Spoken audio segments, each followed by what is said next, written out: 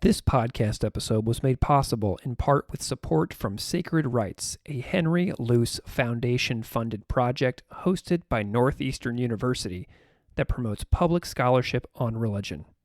I highly recommend you learn more about Sacred Rights on their website, sacred-rights.org, that's WRITES,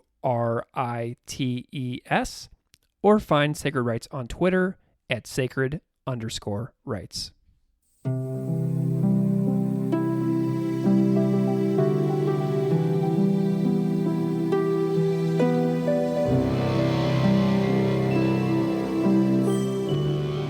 Welcome to Classical Ideas. This is Greg Soden. Nations of the world require their populations to have children in order to sustain society. But the ways countries support new families varies greatly. Parents in the United States are given less supports than in other nations in a variety of ways, and the questions around how we support new mothers and fathers are posed regularly by advocates who point to more generous policies abroad as goals to strive for in the future of parenting in the United States. My guest on this episode is Dr. Annie Selak, and we discuss ways the Catholic Church could be a leader in the ways it supports its employees raising young families through the early months and years of parenting. Dr. Annie Selak is a systematic theologian specializing in the Roman Catholic Church in the United States. She earned her Ph.D. from Boston College and is also a graduate of the Jesuit School of Theology at Berkeley and Santa Clara University. Dr. Selak's dissertation, Toward an Ecclesial Vision in the Shadow of Wounds, examined the wounds of racism and sexism in the Roman Catholic Church, utilizing contemporary trauma theory and the ecclesiology of Karl Rahner. Dr. Selak currently serves as Associate Director of the Women's Center at Georgetown University, and you can follow her work on Twitter at @aselak. That's ASELAK. As a parent myself, this conversation is one I enjoyed tremendously as I think of my fellow citizens navigating the struggles of employment while parenting. Without further delay, please enjoy this conversation with Dr. Annie Selak.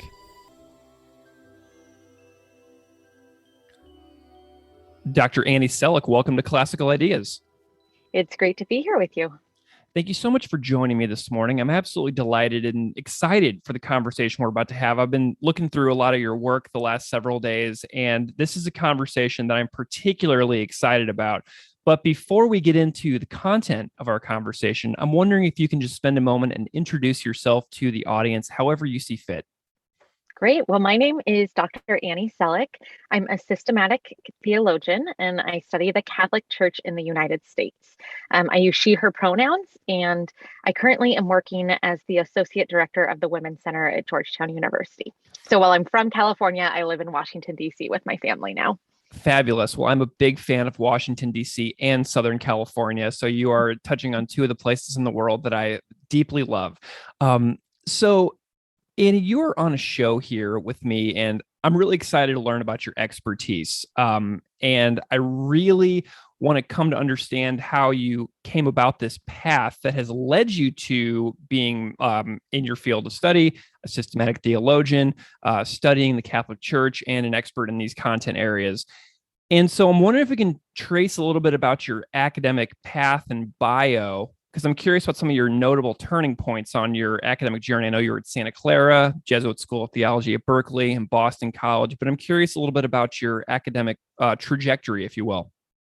Yeah, so I think with my academic trajectory, it's important to note that I never intended to be a theologian, right? There are some people who always wanted to get a doctorate. I did not see myself doing that.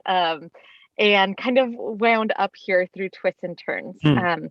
So when I started at Santa Clara, I started college September 12th, 2001, right? So right in the midst of the September 11th terror attacks.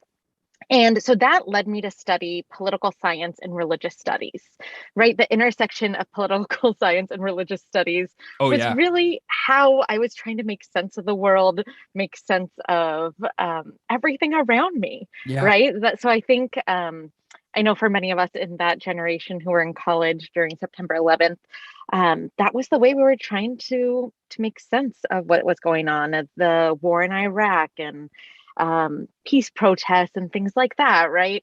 Um, and I had always wanted to be on the Supreme Court, always intended to go into politics. Fabulous. But then worked in my congressman's office and hated it. And so started looking for different paths and kind of wound up in religion through that sense of that particular moment in the US and in the world. Like a good graduate of a Jesuit college, I did Jesuit Volunteer Corps in Detroit, Michigan.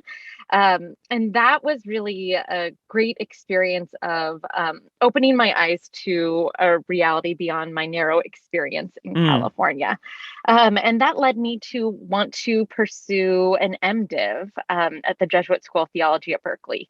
I had no intention of going into ministry, but I thought that the type of person I wanted to be was a person who approached their work of ministry as ministry. I still thought like maybe I'll work in politics, maybe I'll do social work. And through that M.Div and formation as a lay minister in the Catholic Church, again, that was a process of opening my eyes to a reality beyond me and really wanting to as well change the church from within. Sure. So being in formation with Jesuits, an order of Catholic priests, these were men who had been in formation for about a decade at that point. And at graduation, they would be ordained to the priesthood. Yep. And I would begin this nebulous career as a lay minister, which people don't really know what that is or what to do with women in the church who went to seminary. Yeah. Right, even saying that, I'm assuming most listeners have no idea what a lay minister is. Yeah. I mean, and you can say what it is if you'd like to. Yeah, so I mean, even defining it's really difficult because so a lay minister is a person who ministers in the church who is not ordained. So they can be any gender identity. And they might do things like work at a Catholic high school, work at a Catholic university. There are also a lot of lay ministers at parishes. So running religious education, youth ministry are the most common roles, but we also see lay ministers in parish administrator roles where they might run the parish, do all the administration, and then a priest presides over the sacramental life of the parish. So presides at Sunday masses, at weddings and funerals, things like that. Lay ministers work in prisons, doing prison ministry, in hospitals, doing chaplaincy. So my own experience of lay ministry was working in Catholic education. So I worked at an all-girls Catholic high school, and then also I ran a dorm at a Catholic university. And that was a really interesting experience of Catholic ministry because in many ways I was pastor of a dorm, like pastor of a parish, but that parish was a dorm. So anything that fell under the life of that dorm, right? Whether it was leaky pipes. I learned a lot about like leaky roofs and tuck pointing and things like that. Did a total renovation of the chapel within. So a lot of like sacred art. We would have mass in the dorm twice a week, any sort of like pastoral counseling. But then it was also a college dorm, right? So I'm also like really good at assisting with drunk people and like assessing when a drunk person's okay and when they need medical intervention. So yeah, lots of different experience with that. And through that experience is actually what led me to get my PhD. Yeah. So I wrote a piece for the Washington Post, I guess my first piece of public scholarship. Wonderful. Right in the wake of when Pope Benedict resigned from the papacy, right? And this, if you think back several years ago when that happened, this was unprecedented. No one knew that a pope could really resign. So I wrote a piece on the church that young Catholics want. What are our hopes? As a young Catholic, what is my hope for the new papacy? And that experience, as I'm sure many others who have written publicly, especially people who hold any marginalized identities, right? So as a Catholic woman, that can be a marginalized identity. That was met with a lot of trolls, threats, threats of violence, a horrible backlash. Yet also, it really resonated with some people too. Yeah. Right? It's not always the negative, though. Well, The threats stand out. yeah, and I did an episode on the podcast recently about the woman priest movement, about the movement to ordain women to take it beyond this lay ministry. And it was the most negative feedback I ever received for the entire history of this podcast, was talking about the woman priest movement. And my Twitter was blowing up for people that were really displeased with the content of the episode and the fact that I was even talking about this on a show. And I'm like, listen, I am one person. That this is a very specific project. And so I know exactly what you mean about that pushback. And I can only, and as a man doing a show like this, I can only imagine the exponential nature of those threats and inappropriate messages you probably received. Yeah. And I also want to note that too, like I am a white woman. So I exercise privilege in that way as well, right? That colleagues who who are part of more discriminated against and oppressed identities, right? Yeah. That they experience it tenfold. Yeah. But so as I wrote this piece in the Post, then what happened is my university came and said, look, we can't protect you. You don't have tenure. Keep right. Like basically be quiet or you're fired. Wow. And nothing really makes you want to write like that. Yeah. So it was a combination for me of feeling like I had something to say that was resonating, but also like I didn't have all the skills that I needed to address the church like I wanted to. And that's kind of the perfect vocational discernment for getting a PhD, right? You have something to say, but you also need further training. Right. So that led me to pursue my doctorate in Catholic systematic theology, where essentially I look at the question of who and what is the church, who is included in the church, who is excluded in the church, and how can we be church in a better way?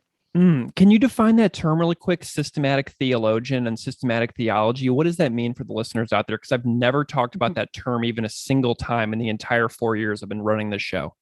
Yeah, so systematic theology looks at a lot of the doctrine questions in theology.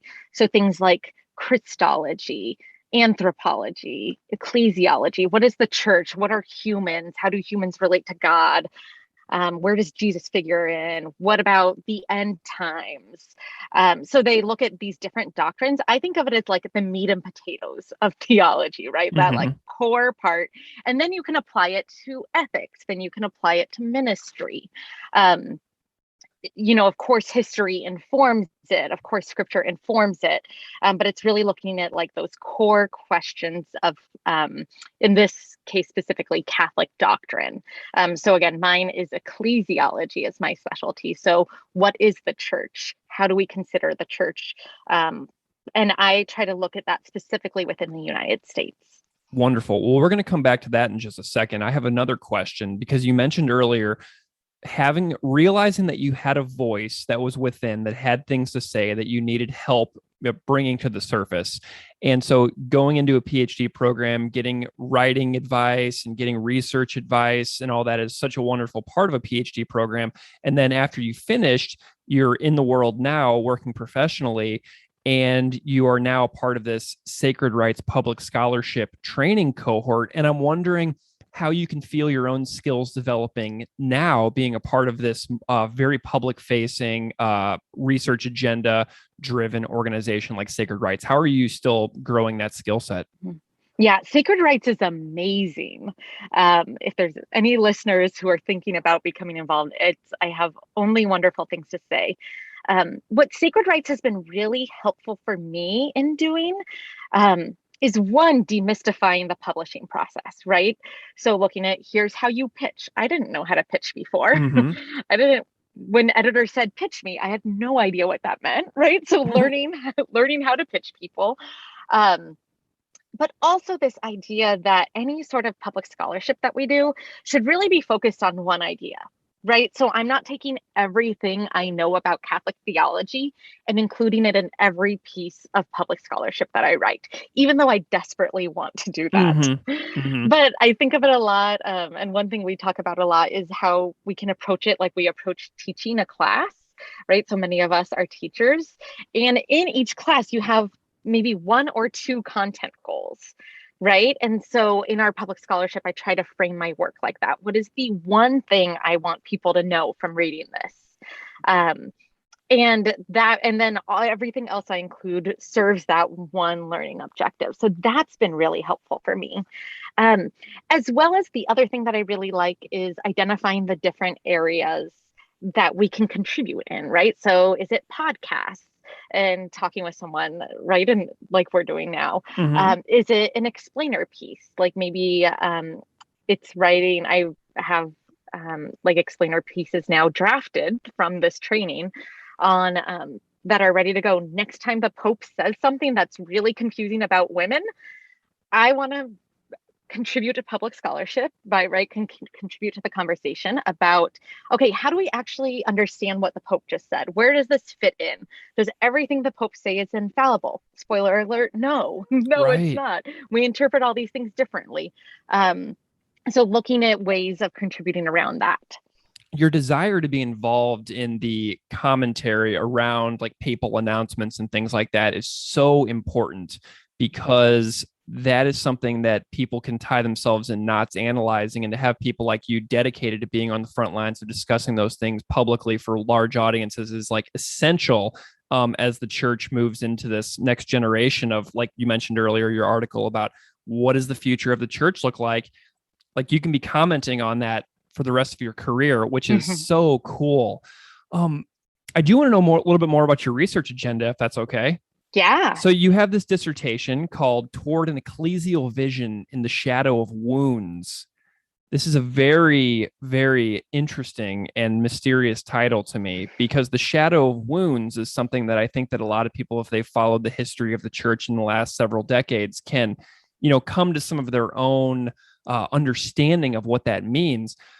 And you're examining the wounds of racism and sexism in the Roman Catholic Church. And I've touched on these topics a little bit with other sacred rights scholars like Brian Kleitz and Tia Pratt, who both are doing amazing work in this field as well. But your dissertation, kind of branches off from Brian and Tia a little bit, because you're writing about contemporary trauma theory and the ecclesiology of Karl Rahner. And I don't really know much about either of those terms. And so I never pass up a chance, as to talk about something new for the first time. So I'm wondering if you can walk me a little bit through this dissertation topic, maybe a little bit of an overview of some of your highlighted findings, and then talk about trauma theory and Rahner in general. Yeah. So when we think of the church, that's a really broad topic.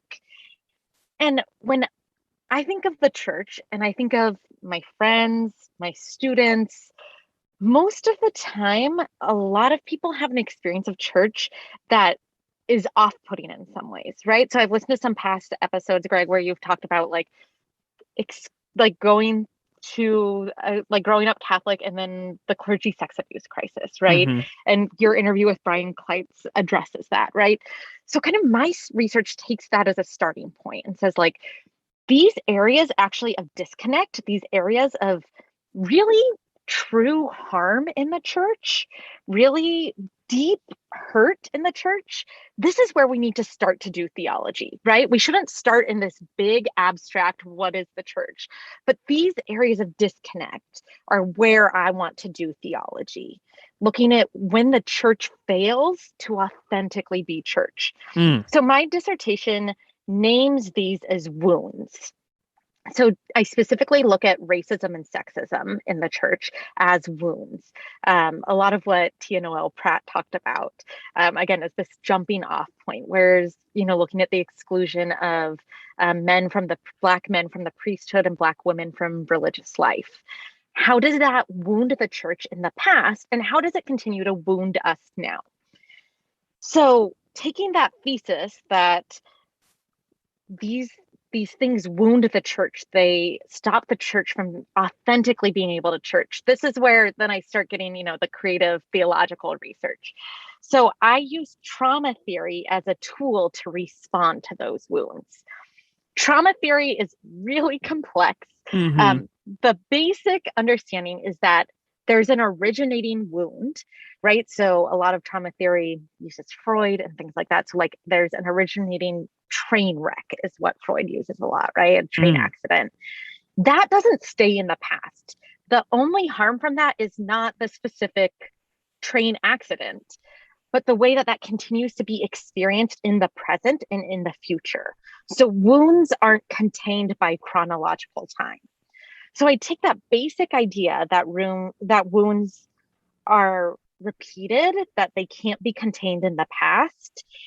And I try to take that complexity and I say, okay, that complexity of wounds, Catholic theology doesn't crumble under that. In fact, Karl Rahner's theology has the ability to hold those paradoxes. So Karl Rahner, super important Catholic theologian. He was a Jesuit, so the Jesuits are Society of Jesus, but Pope Francis is a Jesuit. He basically says, he looks at the church and says, the church can hold many paradoxes. So God reveals God's self through the church. God also reveals God's self beyond the church. God is transcendent. God, we cannot put God in a box. God is everywhere all the time.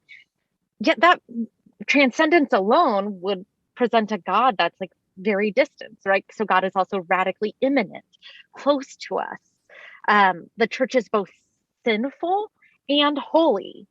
So how can we hold these things together? So I use a lot of his complexity around the church, this paradoxical nature of understanding the church, to hold the challenges presented by wounds and trauma theory. And then from that, I look at what does it mean to be a church in the shadow of wounds? So what does it mean today? How can we live as a church in a way that is honest about our wounds? Right? That we can't just like pretend that we're perfect.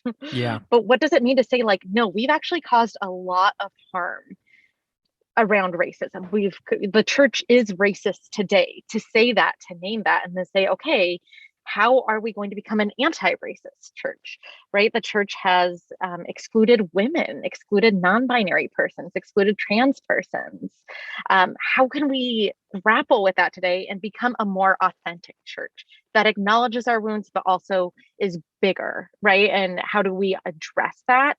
So I try to do ecclesiology from the site of the wound, while also proposing a vision of the church that is very honest about where we are, with the hopes of how can we credibly be church? How can we be church in a way that's credible? Well, and I'm also thinking about things like, say, a man or a woman goes off to war and they experience tremendous amounts of trauma in a conflict situation, and then they carry that with them for the rest of their life, and the way that they transfer their wounds to future generations within their own family. You can see where it's a cumulative effect over a long period of time.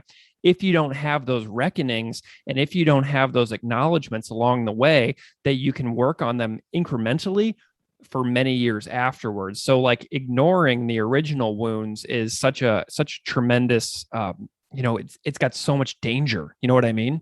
Mm-hmm. Yeah. And there's some really exciting theology being done kind of at the intersection of trauma theory and theology. So for instance, Stephanie Edwards and Kim Humphrey do a lot of work looking at epigenetics, which is this idea that trauma is transferred from generation to generation within our genetics. Oh, Right. yeah. So and this is something that there's like a lot of bioethics around. So they put that in conversation with original sin. Right. So they're doing, I think, really important work there. Shelley Rambo at Boston University is doing work around moral injury. So especially looking at soldiers, like what is the injury within, right? What is the moral injury around that? And how do we theologically respond to that?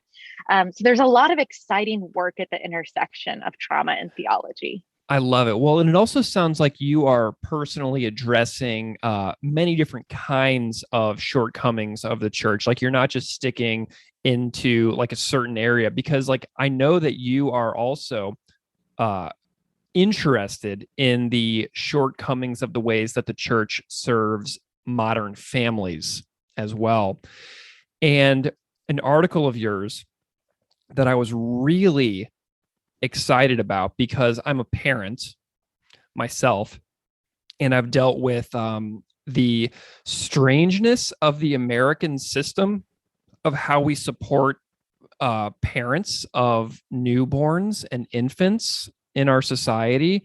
And I've noticed a lot of contradictions in the way that this is a country that seems to present itself as being very pro-family and things like that, while the actions and support networks don't really back up those sentiments. And so an article of yours that I found that I loved is called "What the Church Owes Families: Paid Family Leave Would Help Build a Culture of Life." And your article was so gripping because you address the ways that the church can be more pro-family. And I was totally enthralled reading this. And I'm wondering if you can take the listener through, to set the stage, the reality of what it's like for new mothers who go back to work 8 weeks after giving birth to a new baby. Yeah. So I wrote this article when my youngest child was 8 weeks old. And that was the date that I was scheduled to go back to work at a Catholic university. That 8 weeks number was actually brand new, because the District of Columbia, starting July 1st, 2020, said we're going to provide everyone 8 weeks of paid family leave. So that addresses both adoption and birth parents, as well as like both caretakers, as well as it addresses paid family leave, as the COVID-19 epidemic has made us so aware of, for other family members that we care for, right? Prior to this 8 weeks by the District of Columbia, um, my my university addressed it kind of on like an ad hoc basis. So I was allowed to take as much leave as my doctor recommended, no more than 6 weeks, right? So at 8 weeks, what was that like? I was maybe sleeping for 4 hours at a time, right? Mm-hmm. Sleep is the first thing that people think of when they think of newborns. It's very real. But I was also still recovering from major abdominal surgery. Mm-hmm. So I am lucky to live about a mile from my job. So I walk to work.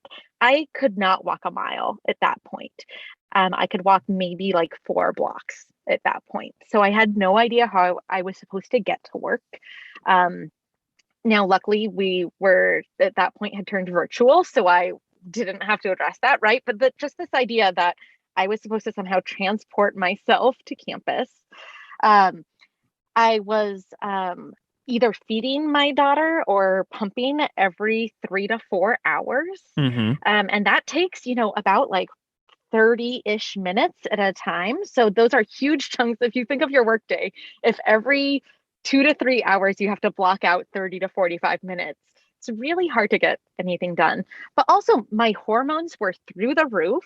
So I'd have to change my clothes several times a day because I would either sweat through them or Mm-hmm. breast milk would leak, which like no one wants to talk about, right? Right. No one wants to talk about that aspect.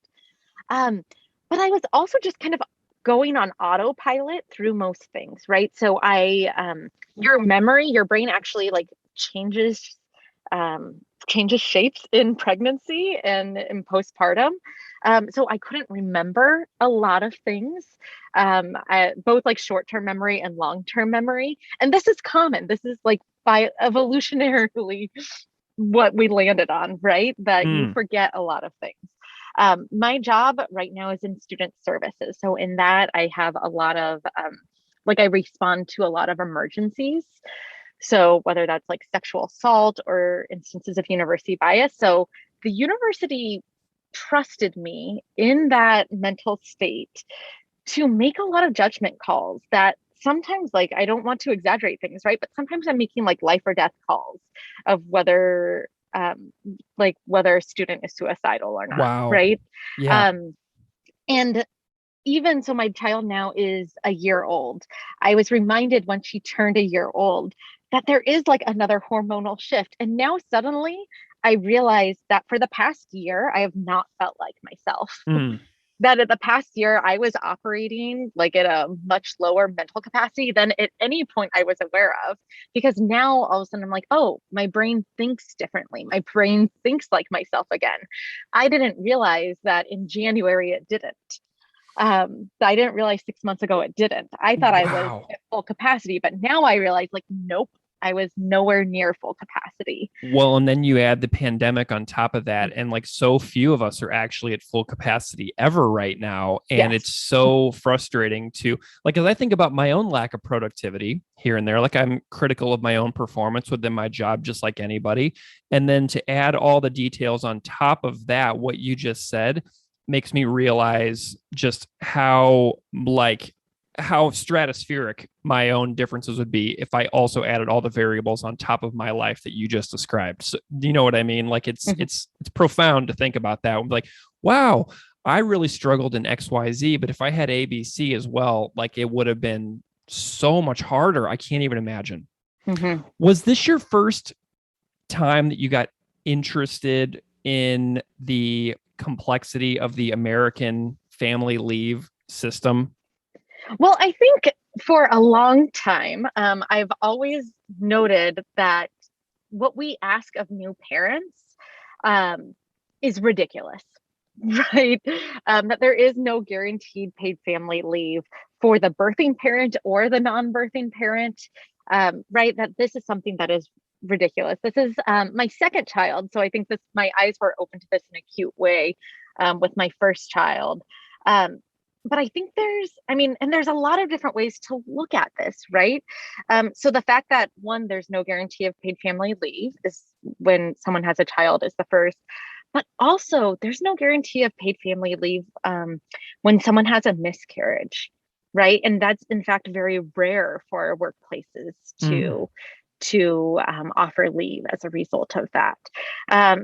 And again, I think the COVID-19 pandemic has opened our eyes to the many forms that caretaking can take and the many forms of responsibility that people have to family members. And that there's no safety net, but there's not even like a bare minimum of compassion or awareness. Also, we can look at this from job performance, right? Like from a job performance way, we're asking people to perform critical jobs when they're not able to due to other responsibilities. Yeah, I mean, I personally view this very, very clearly in my brain as a culture of purposeful cruelty in a lot of ways. Like, I think that this is totally a cruel thing that the nation expects people to reproduce and have children, but they aren't willing to do the bare minimum to help us care for ourselves and those newborns. So we are a nation that values babies, but we don't do anything virtually to take care of the people who are making those babies. And yet we just expect those babies to arrive. And it has made me rethink parenting a lot and rethink my own choices about possibly becoming a parent again in the future, for sure. Like my eyes are wide open to the narrow-mindedness of these policies. And, you know, family leave is in the United States is a topic that I never really grasped before I lived in other places. And I lived in Canada and the UK as well. And I watched some of my friends in other countries have babies and then have these extremely generous leave policies. And then the light went on. And I found that it appeared to me the United States is really lacking in the ways that it cares about parents and newborns. And so it's a really challenging dilemma that we speak about. But, you know, you also said you were lucky to have 8 weeks because some Catholic institutions offer none at all. And herein lies an intense contradiction of this institution that publicly extols the virtues of family while not giving their own employees the time and space to properly nurture those families. So this is a contradiction that I'd like to thank you for your courageousness in addressing, because surely you don't take it lightly that you are speaking out about an institution that provides your own income. Does that make sense? Like, this is an institution that you worked for, that you are discussing ways that they can do better. So I'm wondering if you can reflect on what it's like to be within, but to encourage these new policies to be adapted for the future. Mm-hmm. I mean, this is one that there's so many different ways to approach the real cruelty here, right? Um, so there's a contradiction between feeling lucky that I had 8 weeks and naming that 8 weeks is a cruel measure, right? Like that's a cruel amount of time to have that be the maximum offered. In terms of that tension of naming this about my employer, and right, I don't have academic freedom, so I took care not to specifically name my employer, yet a Google search can clearly trace back where I work. I think this is one where we need to have a robust vision of what the church can be and call the church to accountability when it fails to live up to that. There's any way we look at the issue of paid family leave, it's clear that this is a life issue, right? So if there is paid family leave, rates of postpartum depression decrease, rates of domestic violence decrease, business output goes up, vaccinations of infants goes up, right? We're recording this in summer 2021, where vaccinations are a huge issue around COVID-19, but like basic infant vaccinations go up if there's paid family leave. So 8 weeks doesn't even cover the 2-month appointment, which is when infants are first eligible for vaccines, right? Oh my so gosh. Right, so we think 8 weeks is 2 months. No, like 2 months falls just outside that. So the 8 weeks provided by my employer in my city did not cover that first appointment where infants can be vaccinated. Oh my gosh. Right, so there's any way we look at life, right? Because so we know life extends beyond birth. When we talk about being a pro-life church, it extends beyond issues of abortion. It extends beyond birth. Any way we look at life, it is crucial that we're really building a robust culture of life. This also includes things like childcare, right? So I think, again, the COVID-19 epidemic has exposed the many injustices around childcare in this country and the way that it's unsustainable. So what would it mean if all Catholic employers, so by that I mean universities, parishes, schools, nonprofits, dioceses, right? People who like work formally for the church. What would it mean if they provided a year of paid family leave and then subsidized childcare? Because to be just very upfront, my job at a well-paying Catholic institution does not cover childcare for my 2 children. That I take a hit. Our family takes a loss on that. That's an extreme privilege. Like even saying that in a podcast, I'm nervous about, right? There's so much privilege that comes with that, being able to take that loss. And there's a lot of factors that led us to make that decision.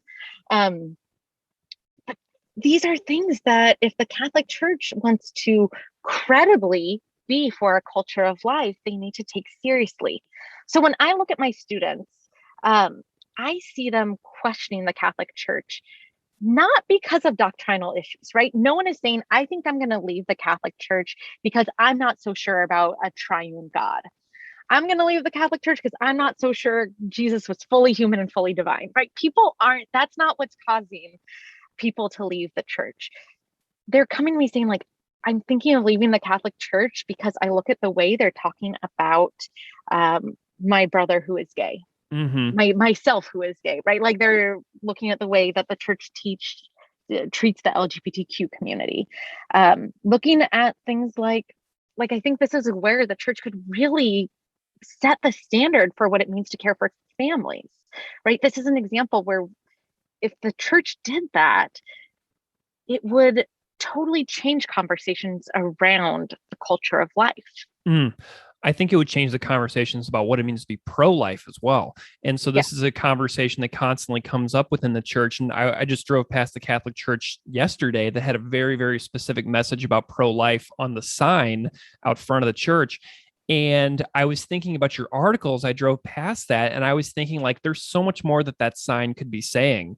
And I'm wondering if you have any recommendations for what pro-life clubs in Catholic institutions could be doing to push church leaders to become national leaders on this issue. What can like normal Catholic people in the US do to push these issues in the right direction? Is there any pressure that they can place?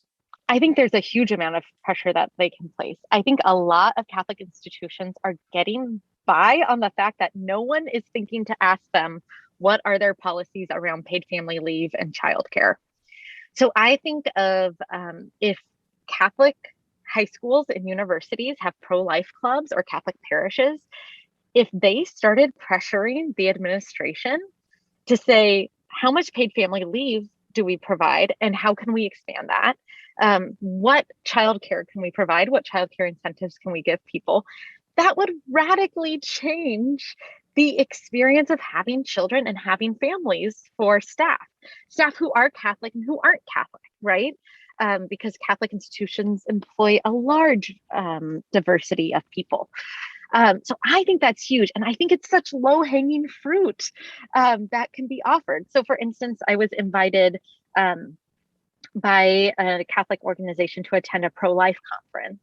And I couldn't attend because they didn't offer me childcare and it was on a Saturday, right? So even things like that, what would it mean to build in real changes that support families, right? So, I mean, childcare and paid family leave are just so obvious and would make such huge impacts. Yeah. It's the natural step. And then I also think there's an important way of that is something that moves us beyond such a polarized debate between pro-life and pro-choice. I think of all of the energy that the US Catholic bishops are putting in right now to Joe Biden and communion and the question of Catholic politicians receiving communion.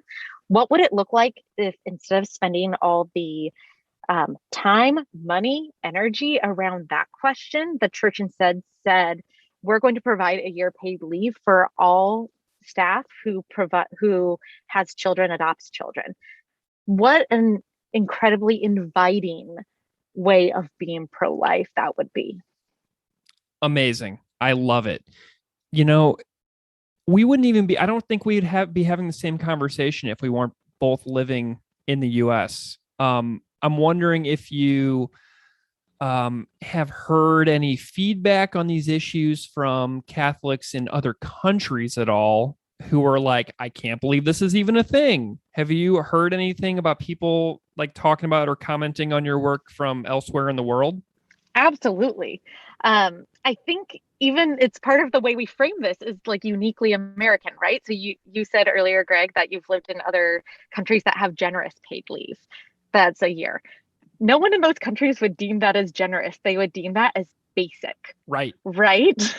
So even the way that we frame it, it truly is, I think your phrasing of it as intentionally cruel. It's intentionally cruel to provide less than a year paid family leave. And again, let's look at, I think it's important that we have an intersectional way of addressing this, that people with an income of less than $30,000 a year are much less likely to have access to paid family leave. And for those people, so 1 in 4 mothers who are not eligible for paid family leave return to work within 10 days. Right? So we're talking about 8 weeks here in this conversation, 10 days.